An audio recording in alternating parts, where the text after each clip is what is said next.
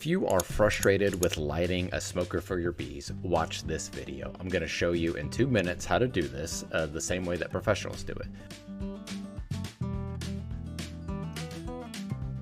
The number one mistake I see beekeepers make is they will fill that chamber of that smoker up with pine straw or some other type of fuel, and then they will light it from the top.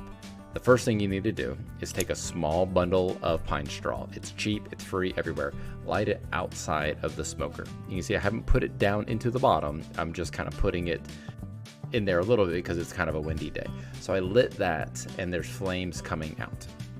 And I'm adding oxygen through the bellow. So I'm just keep pumping the bellow and I'm adding some more pine straw right here. Look how loose that is. So it is going into the smoker and I pump it until flames come out and smoke comes out and flames come out. That's great. That is what you're wanting to do. You're trying to build a fire on the bottom of the pine straw. So that was the third bundle I added right there. And you can see it was still pretty loose, but it was a little tighter and there's more pine straw in that. So every time I pump this, I'm giving it more and more fuel. Flames are coming out. That is okay at this point. And with every bundle I add, I'm basically snuffing out that flame and pushing that pine straw down to the bottom while constantly giving it smoke using that bellow. So you can see how thick that smoke is coming out. That is what you want. That is what good technique and a good smoker will do. So the bellows that we have, they push a lot of air into it. They really work really well. So we got flames coming out, which tells us that we're ready to add our next bundle. So this is, I believe, the fourth or maybe the fifth bundle, and that was actually a lot of pine straw.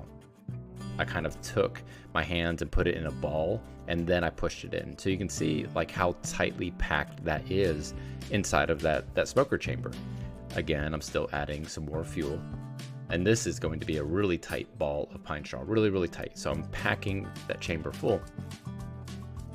And what this does is it allows the smoker to stay lit for a very, very long time. But the caveat is you have to give it air. If you set it down and you don't pay attention to it, it will snuff out. I mean, fires need fuel. So that was the last bundle I filled, and it will produce really, really, really thick smoke now. That's ready for inspection.